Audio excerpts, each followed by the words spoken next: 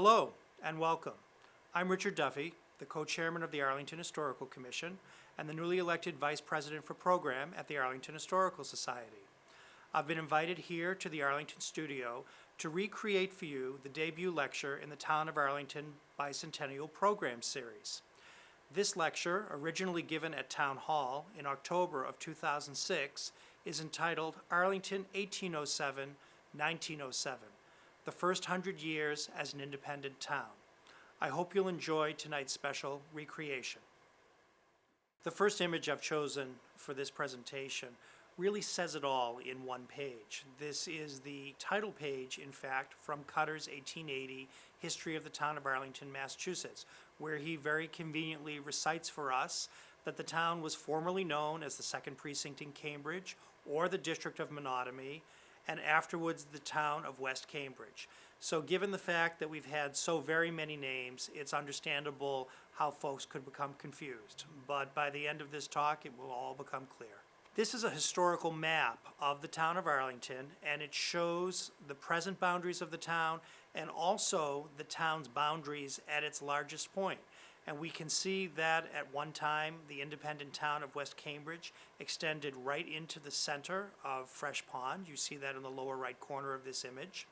And along the bottom third of this image, we can see the territory that was surrendered in 1859 for the creation of the town of Belmont. And in the upper section of this image, we can see the territory that became part of Arlington when it was annexed from Charlestown in 1842. And in the upper left section, we will note in the map that part of that territory was surrendered in 1850 to be given to the newly formed town of Winchester.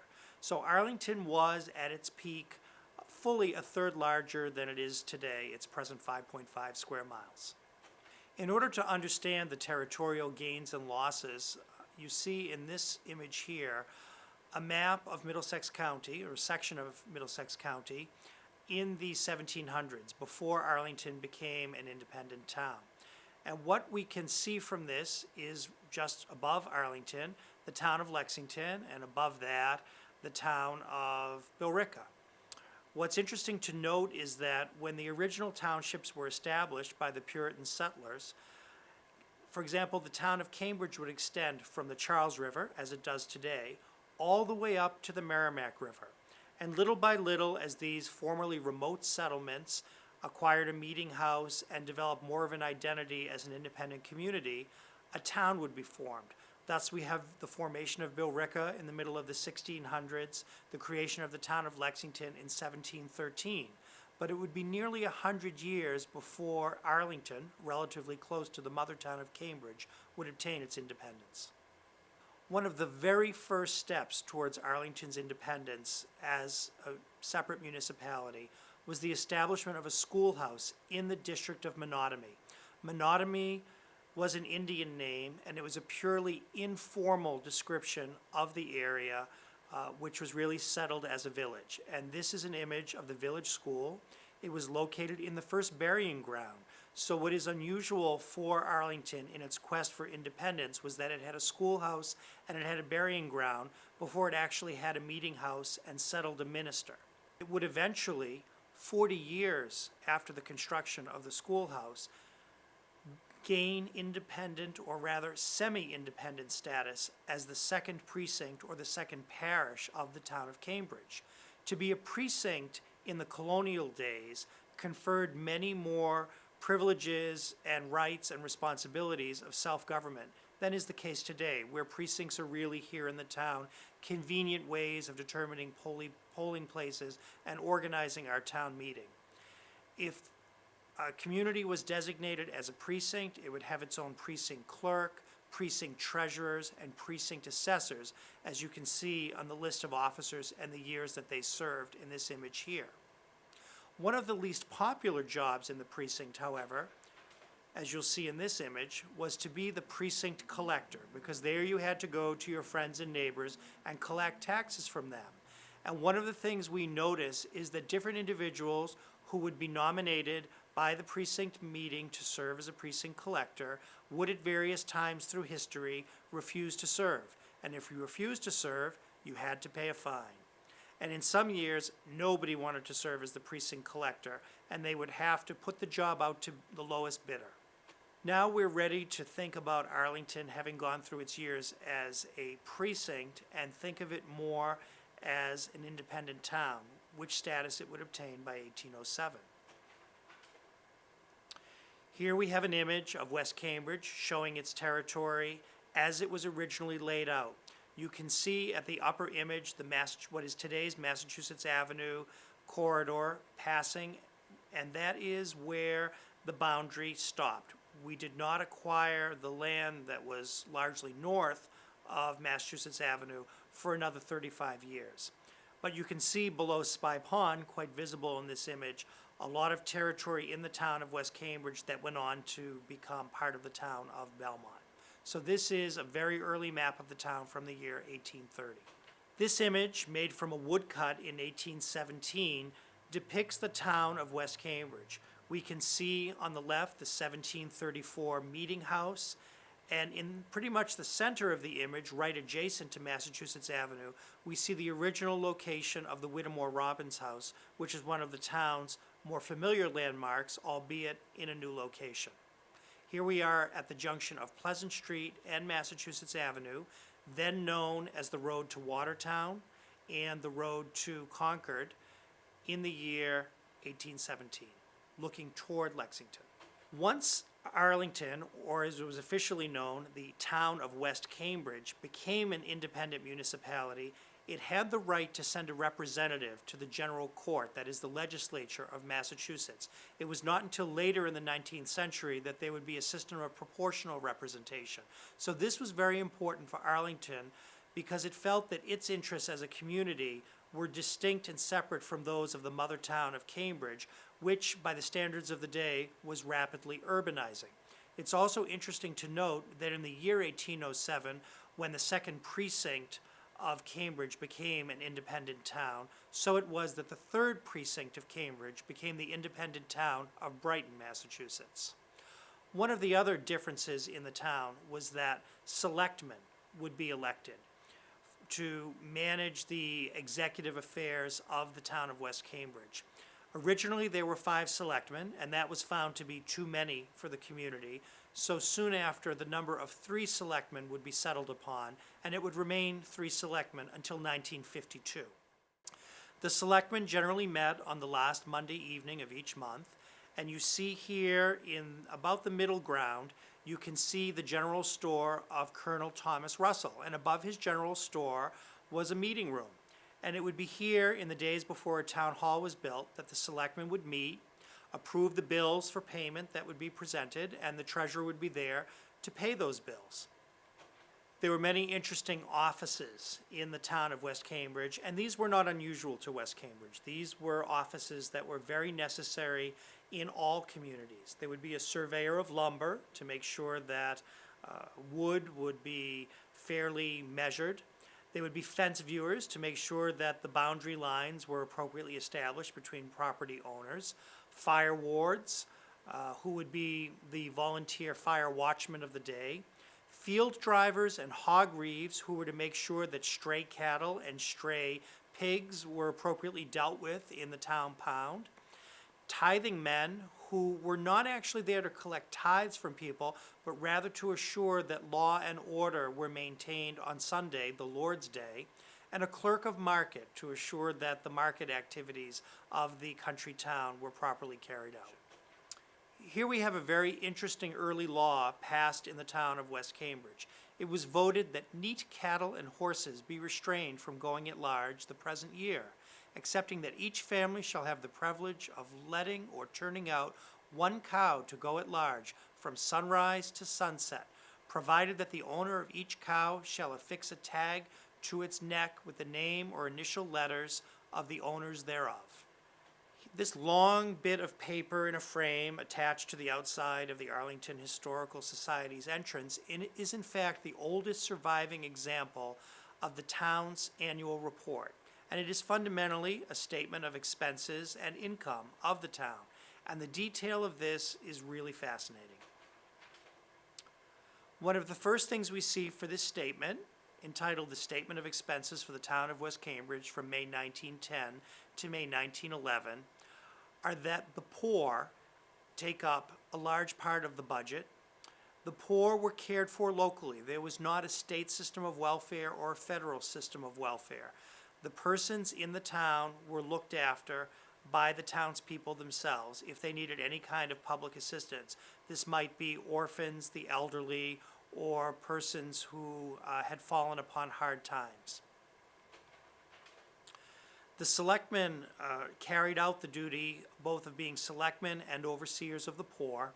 And here in this image, we have a letter written to the selectmen by the selectmen of the town of Charlestown, who are asking the selectmen of the town of West Cambridge to please come and collect a family who have been housed at the Charlestown Poorhouse, or else to send in money to pay for their room and board.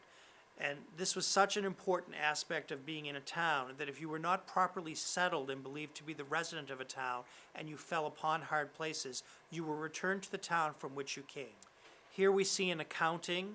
The town of West Cambridge established an almshouse or a poor farm in 1817 to care for the number of poor who previously had been roomed and boarded out to the lowest bidder, essentially at auction.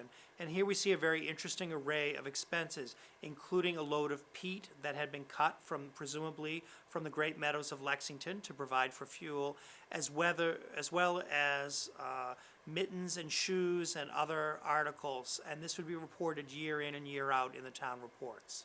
This is a very interesting billhead because not only does it document the types of items that were furnished by the town to support those who were staying at the poorhouse, but it also has a lovely depiction of Fowles' European dry goods establishment, which was located where the Central Firehouse and the Civil War Monument are today.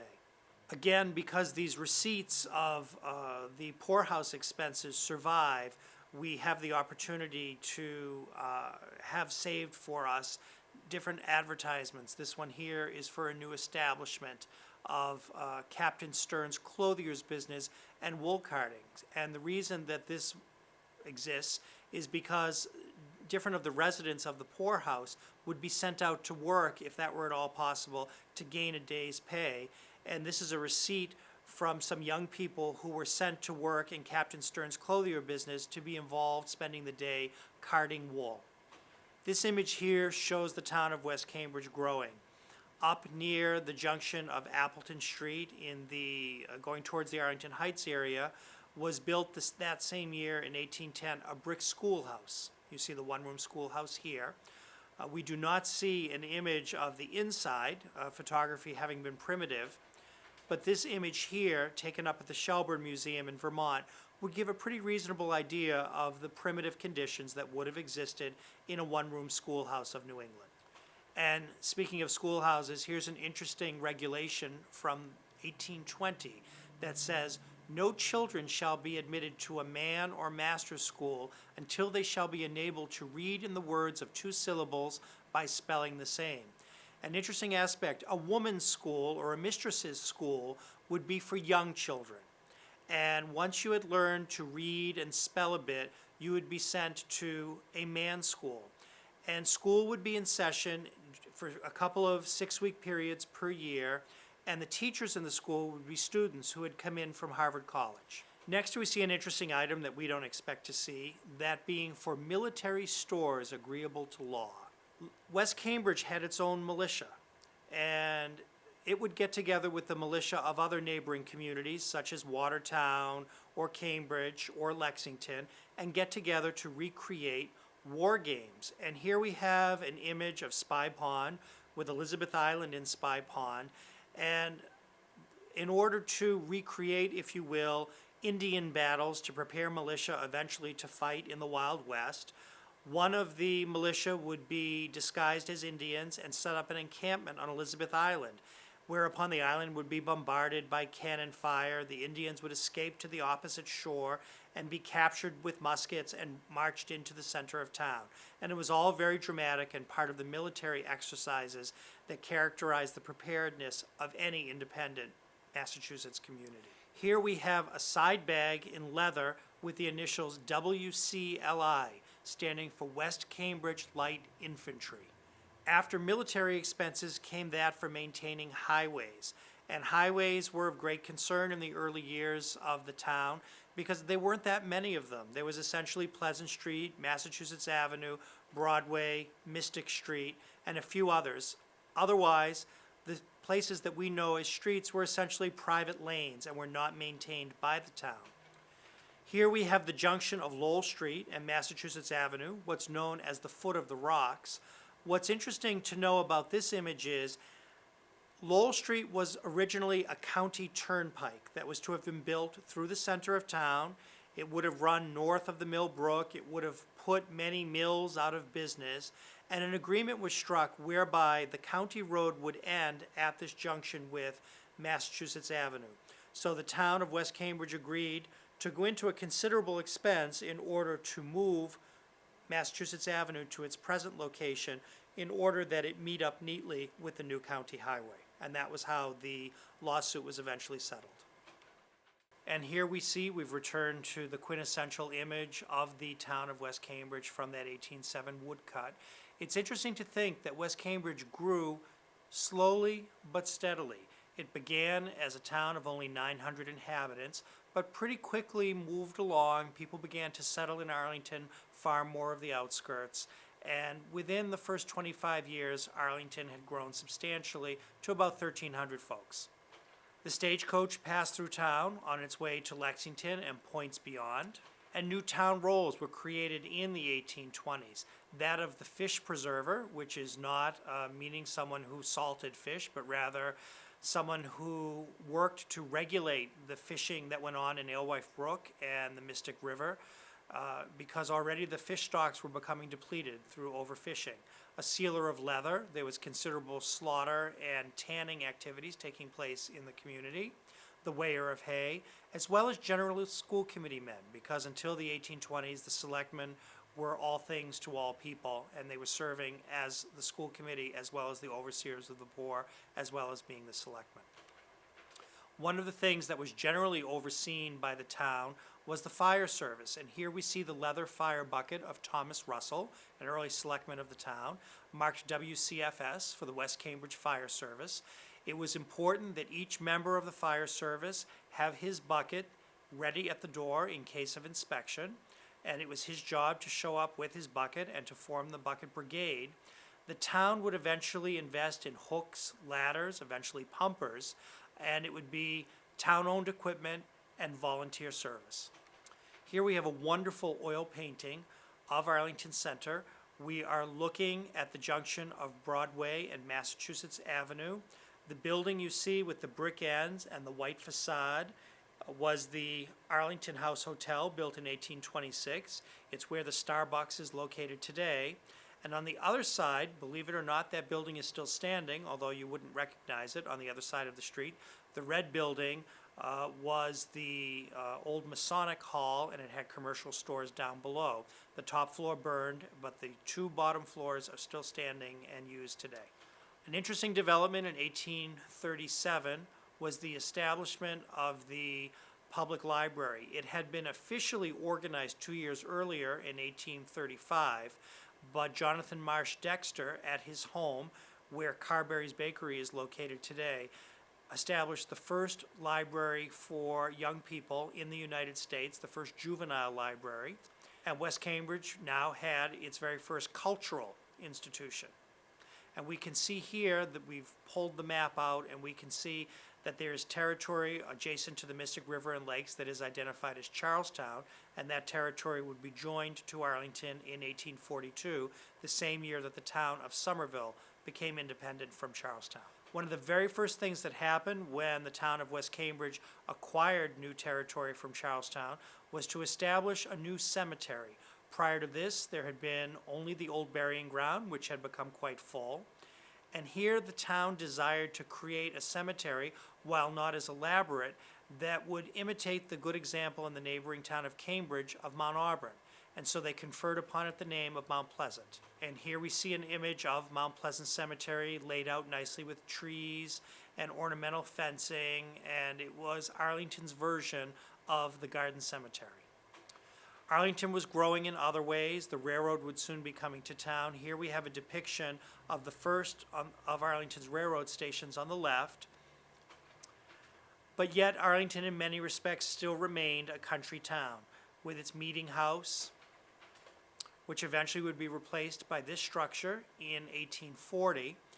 And town meetings still took place in the meeting house of the town. The problem was, this wasn't the only meeting house in town.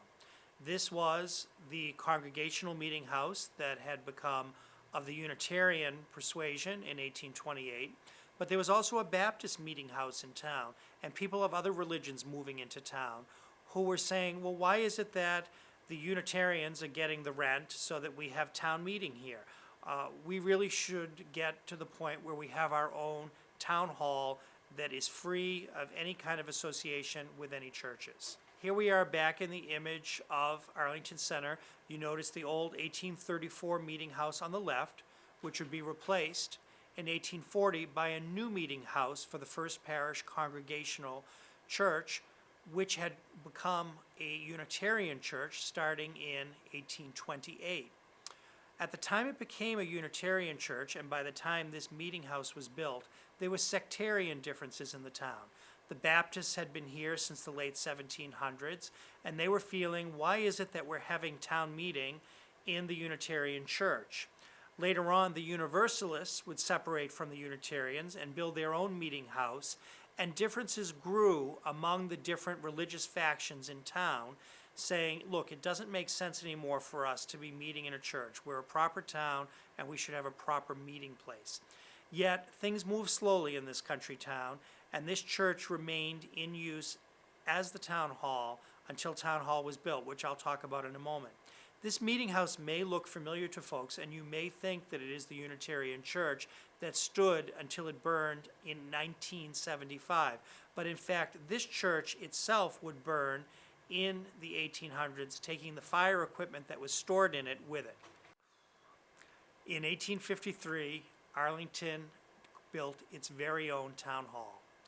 However, it was not in a position to use this building exclusively for municipal uses. So on the first floor were commercial establishments, dry goods stores, and different kinds of businesses would be rented out.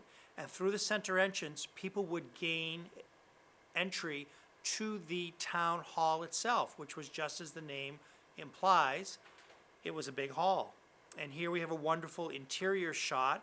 You'll notice the gas lights hanging from the ceiling of the town hall, pretty much as the interior looked, minus the gas lights. They wouldn't come along for a few years, in 1853.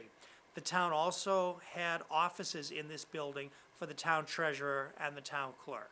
So it's Arlington's first municipal step towards a building other than a school or a poorhouse. Speaking of poorhouses, it was in this very same year that Arlington outgrew its almshouse that was over near East Arlington, and it built the almshouse shown in the view here right off of Summer Street, essentially at the foot of the hill where Sims Hospital would eventually be built. As I mentioned earlier, the town of Belmont separated from Arlington. It was quite an acrimonious split in 1859, and Arlington lost a large part of territory. The fact that Arlington had surrendered considerably less territory for the formation of Winchester did not sting as much, because that section of town had only belonged to West Cambridge for all of 8 years prior to separating to become part of Winchester. One of the reasons for the creation of the town of Belmont was the fact that it was on a main line railroad. And so you can see in this map here a designation known as West Cambridge. That, in fact, was what would today be the Belmont Center Station. So Arlington getting its own branch railroad made a tremendous difference in the prosperity of the town. In this map of West Cambridge, you will notice a checkerboard line passing right through the center of the map. That indicates the path of the Lexington and West Cambridge Branch Railroad, which would bring a lot of changes to town. West Cambridge would start to become viable as a commuter suburb. And the railroad also helped to serve a function for the transport of its agricultural products, for the transport of the products that came from its mills, and you will notice how conveniently the path of the railroad follows the path of the Mill Brook. Arlington was well known for a number of mills that were established along Mill Brook. This is the Cutter Mill Pond, and you can see the Baptist church rising in the distance behind the trees. What's interesting is Arlington could have had a much more famous mill history than it ended up having, because twice the selectmen, for reasons that aren't clear to us today, refused to grant permits for the establishment of new mills.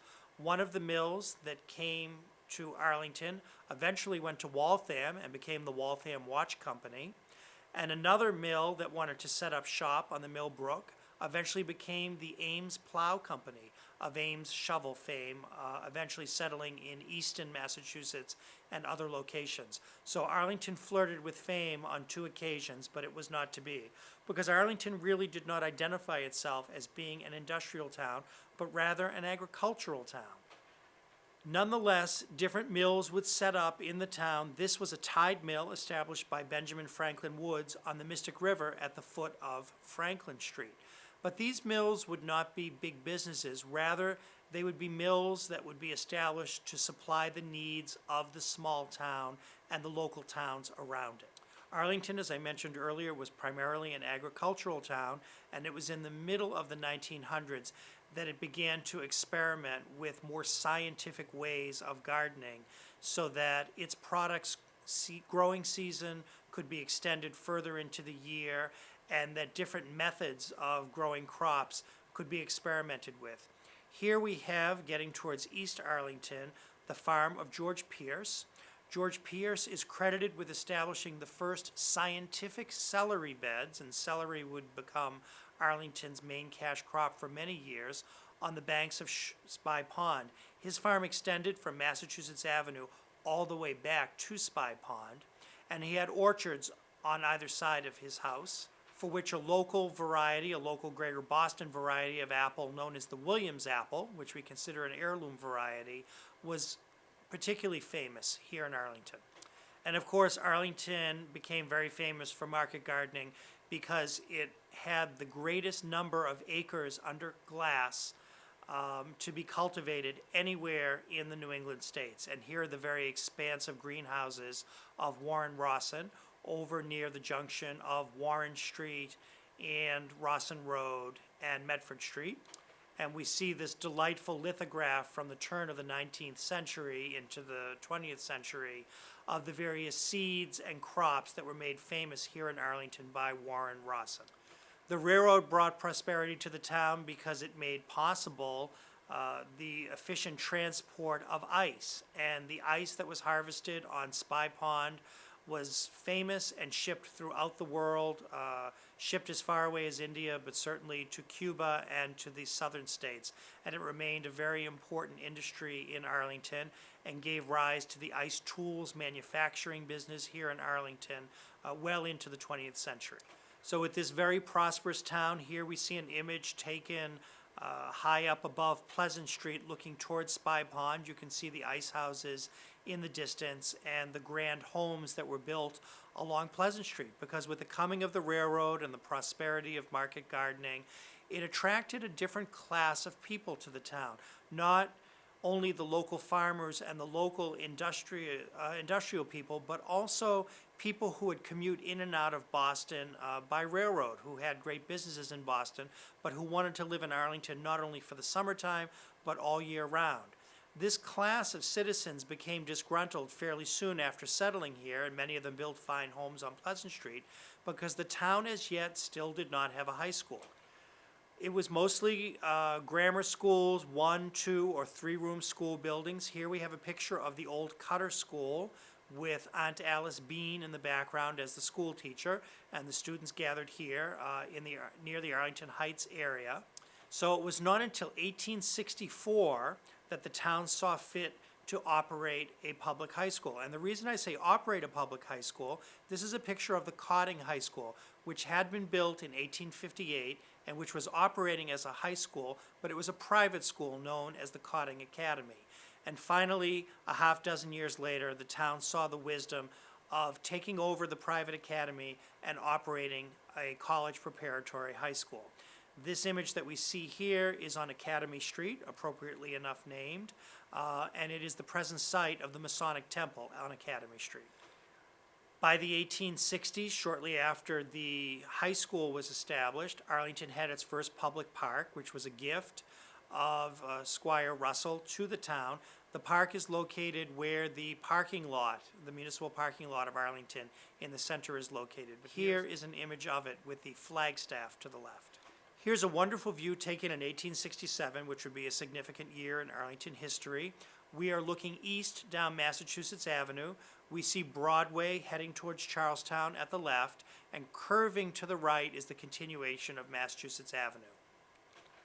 And I say that 1867 was a great year for Arlington, for it's that year that Arlington changed its name from West Cambridge to Arlington. The townspeople had felt for many years that they were being identified merely as a village of Cambridge proper, and that there was considerable confusion and not enough recognition of the fact that it was an independent town. And it is not coincidental that in the year 1867, the name of Arlington would be chosen, because there was great popular sentiment for Arlington in that year, because the Civil War had just ended, and the town decided that it would change its name to Arlington to honor the recently deceased who were buried in what would become Arlington National Cemetery. And here we see a scene at the Old Town Hall with a great procession celebrating the name change to Arlington on June 17th of 1867. We see the procession at East Arlington, flanked by the elms as a great processional arch, where the governor of the Commonwealth was greeted and led in procession into the town. We even see that there was a regatta of Harvard on Spy Pond to celebrate the event. And such was the fervor of changing the name of the town from West Cambridge to Arlington that temporarily Spy Pond had its name changed to Arlington Lake, and Main Street had its name changed to Arlington Avenue. Not everyone was thrilled with the name change. The son of Jonathan Marsh Dexter, the first librarian of the town of Arlington, who was born in the town, moved away, aged 54 years of age, because he was ashamed to live in a town that was named after a rebel place. Shortly after the name change to Arlington, the town adopted its first town seal, which remains our present town seal, and featured prominently on it the great elms that formed the symbolic gateway from Cambridge into Arlington, and looking down through the center, we see the Bunker Hill Monument, reminiscent of Arlington's importance during the Revolutionary War. This image here is from a photograph taken in the 1880s of these wonderful elm trees, and you can see just how magnificent they were. Having dispensed with the important business of designing its town seal, the town of Arlington had to devote its attention to more serious matters, that being the introduction of a public water supply. And it went about this very carefully. It tried out a number of venues, and eventually in 1872 settled upon the creation of an artificial reservoir at Arlington Heights, the same area we know as the Res, where the swimming beach is today. And it excavated that area and established dams and a pumping station, which you see in this image, to accept the flow of waters in from the Great Meadows of Lexington. And it would be a very efficient, gravity-fed system. The water would be in the reservoir in the heights and distributed downward to the population centers in the middle of the town. There was a slight problem. By having diverted the water into the reservoir and from there into the homes and businesses of the town, it slowed the flow of water to the mills that were located downstream. So the mill owners successfully sued the town for damages for the elimination of their motive power. The town, having already spent many thousands of dollars to build the water system, had to go out and spend considerably more money to pay damages to the mill owners so that they could re-outfit themselves with steam engines. And here we have a very interesting picture of the brook at a very dry spot and a person standing on the abandoned millstones just below the bridge at Mill Street in Arlington. As if putting together a public water supply, which was a bit of a fiasco from the beginning, were not enough in the year 1872, there was a smallpox epidemic, and the town had to busy itself about the business of building a quarantine hospital, which is shown in this image here. It originally was going to build it near the Highland Fire Station, but the townspeople were so enraged by the possibility of sick people in their midst, they said, if you put it here, we will come and tip it over. So the town chose a spot that could not have been more desolate, but at the same time more beautiful, that being the bluff in Mount Pleasant Cemetery overlooking the Mystic Lake. And the hospital was in operation for a very short period of time before the smallpox epidemic was over, and here we see it in its abandoned state. These images are quite handsome. They're taken from the steeple of the Unitarian Church, looking down toward the junction, old junction of Pleasant Street, Massachusetts Avenue, and Mystic Street in Arlington Center. You'll see in this later view, Arlington built in 1873 the old Russell School on Medford Street. And here is a wonderful close-up view of some of the children at the gate to the Russell School. The bottom two floors of this building still exist, and they're incorporated as part of the Arlington Catholic High School. Here we see a prosperous view of Arlington in the 1880s.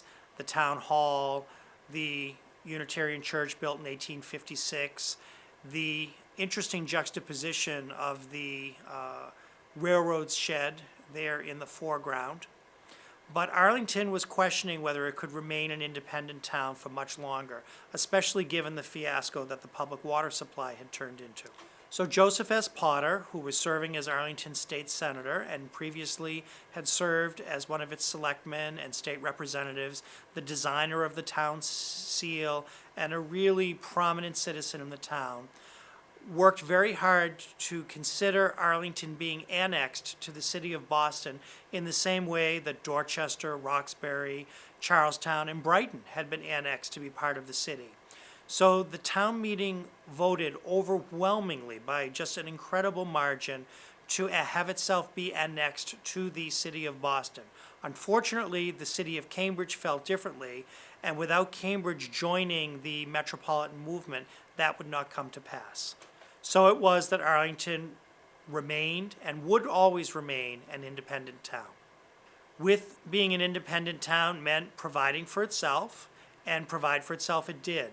The fire department expanded massively during the rest of the 1800s. Here we see a depiction of the old Highland firehouse. We see the standpipe at Arlington Heights at the top. We see down below the Brattle pumping station. So Arlington really had to put together for itself a rather elaborate municipal structure if it was to continue to grow as it would. Part and parcel of having a water supply system was dealing with public health issues. Cholera was the leading cause of death in many years during the late 1800s in Arlington, and part of that was traced to contamination in the drinking water supply. Here we see a woodcut of a woman taking wastewater and dumping it right adjacent to the area where she would be pulling up her drinking water from the well adjacent to that. So by the late 1800s, it was determined that Arlington was going to need to develop its own system of sewerage. And here we see the red lines of the very extensive public sewer system that the town had to build for itself. Within a very few years after the creation of this sewerage system, both its sewerage system and its public drinking water supply would become part of the metropolitan Boston system. It became clear as the town was growing in population, becoming more and more popular as a commuter suburb, that these types of activities needed to be put in the hands of professionals and were no longer the kind of thing that a little country town like Arlington could manage for itself. One of the advantages of going with the metropolitan water system would be that there would be a more sustained way to provide public water to the higher lying areas in the town. Crescent Hill, now known as Mount Gilboa, Arlington Heights, because prior to that, they were served by this very picturesque firehouse. But this firehouse, if you look very closely, was not a firehouse that attached to hydrants in the town, because there were not hydrants in the higher spots in town. It was essentially a wagon loaded with enormous fire extinguishers, which would arrive on the scene and do what it could to put out the fire with chemicals, hence the description, chemical hose number 1. By the late 1890s, Arlington was not only involved with such matters as having a sewer system, it also built its grandest cultural institution, perhaps really what remains the grandest cultural institution, not only in Arlington, but for other surrounding towns, that being Robbins Library. In 1890, through the generosity of the Robbins sisters, their mansion was moved back and rotated from its position on Massachusetts Avenue to its present location, as you can see in this image, and in its place was built the great Italian Renaissance-style Robbins Library, which was given to the town as a donation by Eli and Maria Robbins, who were uncle and aunt of the famous Robbins sisters. It opened its doors in 1892, and if you can imagine, for a growing country town like Arlington to have such a magnificent building in its midst was an importance that really could not be overstated. Today, with the modern town hall and the town hall gardens and the grand high school building, it's easy perhaps to underestimate just what construction of the Robbins Library meant to the town. To say that it was sensational would be understatement. For as much as Arlington had given itself the municipal pride of Robbins Library, this sign that we're looking at here that says entering Cambridge very well could have been the sign that people see when they came in from Lexington into present-day Arlington. And the reason for this is that in the year 1900, the dawn of the 20th century, there was a legislative effort in Massachusetts to create a metropolitan area similar to what Boston had created by absorbing many outlying suburbs. And the plan this time around was for Cambridge to become essentially Greater Cambridge and absorb the towns of Belmont, Watertown, Arlington, and Somerville. Fortunately, that did not come to pass, and to this day we see the sign entering Arlington. But were it not for the failure of this Greater Cambridge scheme, we might in fact just be a neighborhood of Cambridge.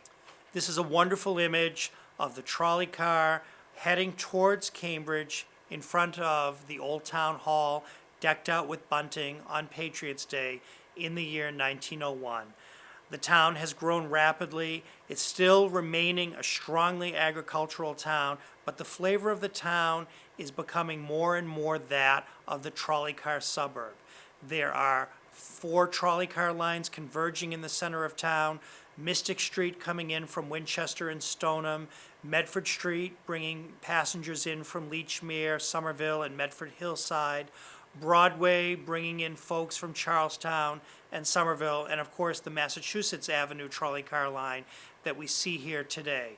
With the arrival of this public transportation, what were known in the day as the electrics, for the electric motive power that they made use of, Arlington is going to approach its second century, and its destiny is going to change. And we're going to see, once it heads down the path of becoming a residential community, it doesn't turn back. So I leave you with this image of Arlington on the cusp of change as it prepares to face its second century.